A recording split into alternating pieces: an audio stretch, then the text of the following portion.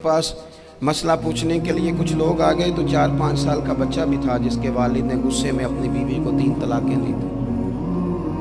वो छोटा सा बच्चा, कपड़े भी फटे पुराने, और हालत बता रही थी कि गरीबी है।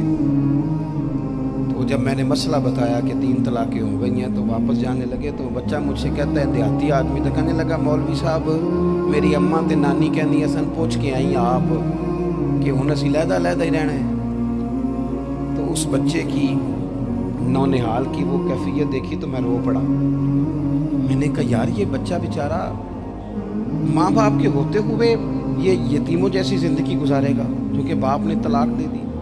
किस तरह मसाइल नहीं बताए लोगों को, तालीम से आगाही नहीं किया। और इसमें बहुत बड़ा जुल्म है उन लोगों का भी जो जनाजे पे खड़े होके तो कह देते हैं मेरी तरह के लोग, अच्छे उलमा की बात नहीं करता, वो कह देते हैं देखो जिन लोगों को जनाजा नहीं आता, भैया आपने किस दिन इशा के बाद क्लास लगाई थी जनाजा सिखाने की? ये तो आपने कह दिया लोगों को कुरान की ठीक नहीं आता।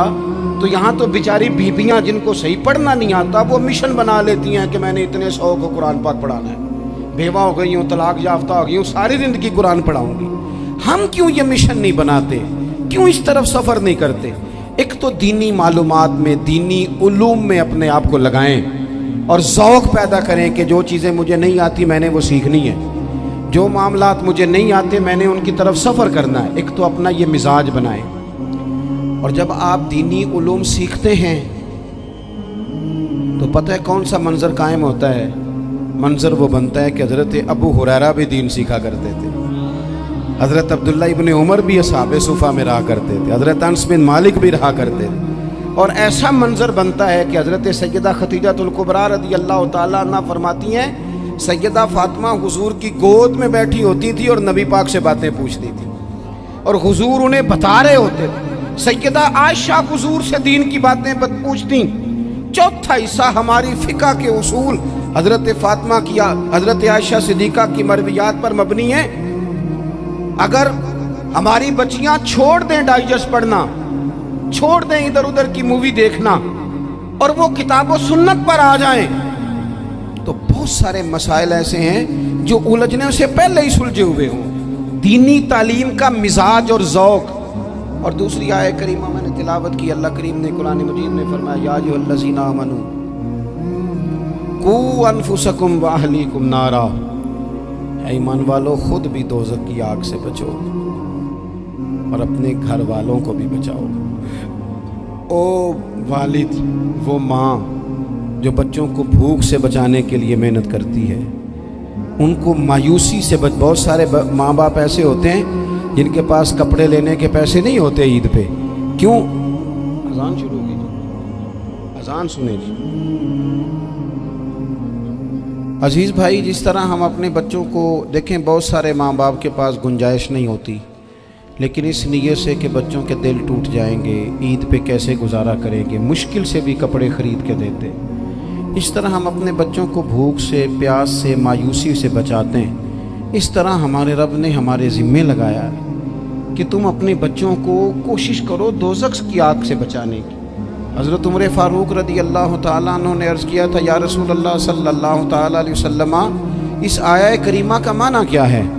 तो महबूब करीम अलैहिस्सलाम ने फरमाया, उमर, जिन चीज़ों का अल्लाह तुम्हें हुक्म देता है तुम अपने घर वालों को उन चीज़ों का हुक्म दो, जिन चीज़ों से रब रसूल तुम्हें मना करते हैं अपने घर वालों को उनसे रोको।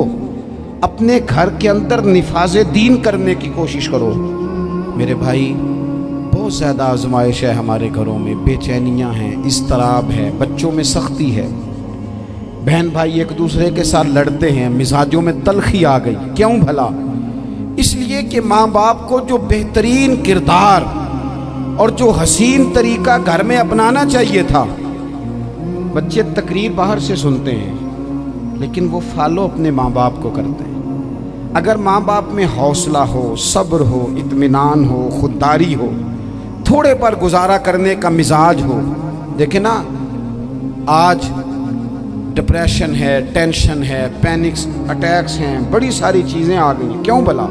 सब्र नहीं, तहम्मुल नहीं, बुर्दबारी नहीं। आजमाए। एक दिन एक बच्चा मेरे पास आ गया मदरसे का और आके वो रोने लगा। میرے گھر والے کہنے لگے کھانا چھوڑ دیں پہلے اس کی بات سن لے. میں نے کہا پتر کیا ہوا, کسی نے مارا ہے کسی استاد نے؟ کہنے لگے نہیں حضرت, گھر فون کیا تھا تو میری اماں اور ابا کی لڑائی ہو رہی ہے. بچہ کانپ رہا ہے, ٹانگیں کانپ رہی.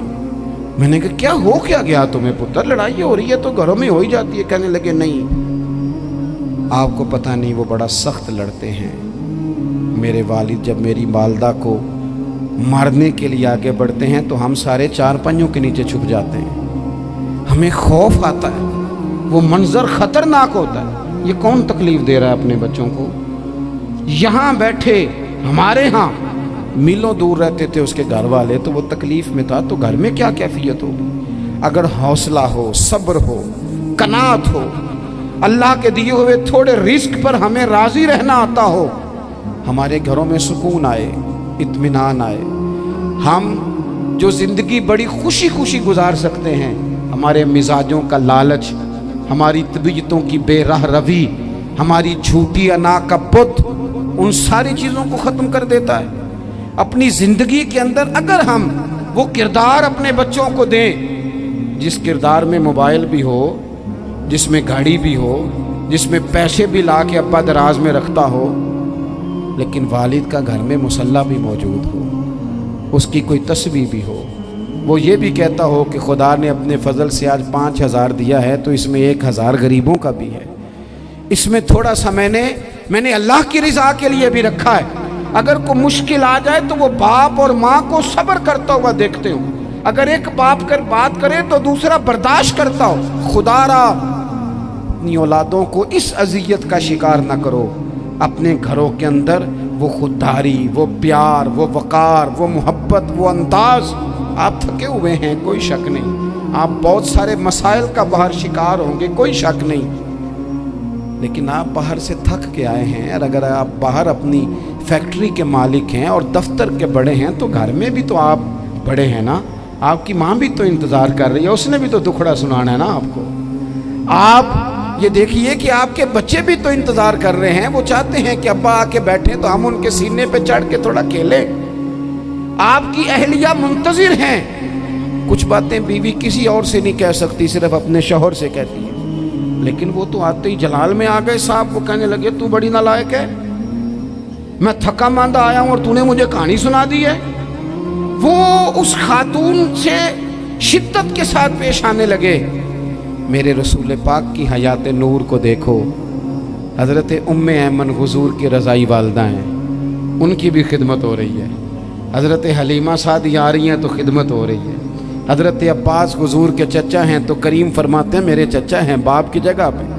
حضور دوست احباب صحابہ غلاموں سب کے ساتھ پیار کر رہے ہیں. 9 ازواج مطہرات ہیں گھر کے اندر, اور کیفیت یہ ہے کہ حضور صرف ان کی ضرورتوں کا ہی خیال نہیں کرتے, خواہشات کا ہی خیال نہیں کرتے, بلکہ میرے کریم کا طریقہ یہ ہے کہ کوئی بندہ آج بول کیا رہا ہے, وہ کہاں کھڑا ہے آج, اس کے جملے کس طرح کے ہیں, اس کا لہجہ کس طرح کا ہو گیا ہے اور اسے ٹھیک کیسے کرنا ہے. محبوب اس کا خیال فرماتے, توجہ کرتے. میں کہتا ہوں کہ ہم سب کو شوق آیا ہے آرام کرنے کا.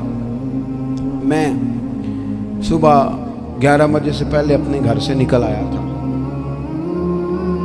اور یہ وقت آ گیا ہے اور رات کو خدا جانے کس وقت گھر پہنچنا ہے. کئی دفعہ کیفیت یہ ہوتی ہے کہ گاڑی سے اترتے ہیں تو پھر دل کرتا ہے کہ کوئی اٹھا کے چلائے نہ کبھی.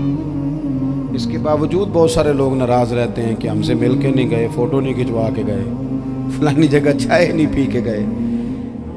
یہ تسلسل ہے. لیکن میں جتنا مرضی تھکا ماندہ گھر جاؤں گا نا, کبھی ایسا نہیں ہوا کہ میں گھر جاؤں تو بڑی ٹینشن میں جاؤں. میری گھر والی ایک دن مجھ سے کہنے لگی آپ نے کبھی نہیں کہا کہ میں تھکا ہوا ہے, بندہ تھک بھی تو جاتا ہی ہے نا, کبھی کہاں کرے نا. میں نے اسے کہا پتہ کیوں نہیں کہتا, اس لیے نہیں کہتا کہ میں نہیں چاہتا کہ میرے بچے یہ کہیں کہ ہم نے دین نہیں پڑھنا, ہمارا باپ تو بڑی مشکل میں ہے. ہم اپنے کام کے بارے میں اپنے گھر میں شکوے کرتے ہیں. آپ کسی بچے سے پوچھ لیں کون سا کام کرنا ہے, کہ اندر جڑا ابا جی کر دے رہے ہیں وہ نہیں کرنا. کیوں کہ ابا جی ہر روز تو کہتے ہیں میں بڑا الجھ گیا ہوں, یہ کام بڑا مشکل ہے. میں چاہتا ہوں کہ میں اپنے بچوں کو یہ بتاؤں کہ پتر میں تو جدھر جاتا ہوں پھول ہی پھول ہیں. میں تو جدھر سے گزرتا ہوں محبت ہی محبت ہے، میں تو جدھر سے دیکھتا ہوں دعائیں ہی ملتی ہیں، تاکہ ان کا شوق پیدا ہو۔ میرے عزیز، آپ تھوڑا سا دل بڑا کریں۔ اگر آپ ایک کی وجہ سے پورا گھر سکون میں آ جاتا ہے تو آپ دل بڑا کیوں نہیں کرتے؟ جگہ ڈھونڈتے ہیں بس مجھے کوئی تنگ نہ کرے، کوئی میری باپ ماں بدولت کو کوئی پریشان نہ کرے۔ بخاری شریف سنیے، حضرت عائشہ صدیقہ رضی اللہ تعالیٰ عنہ بیٹھی ہیں، حضور فرمانے لگے عائشہ آج ایک بات نہ بتاؤں تمہیں؟ یا رسول اللہ بتائیے۔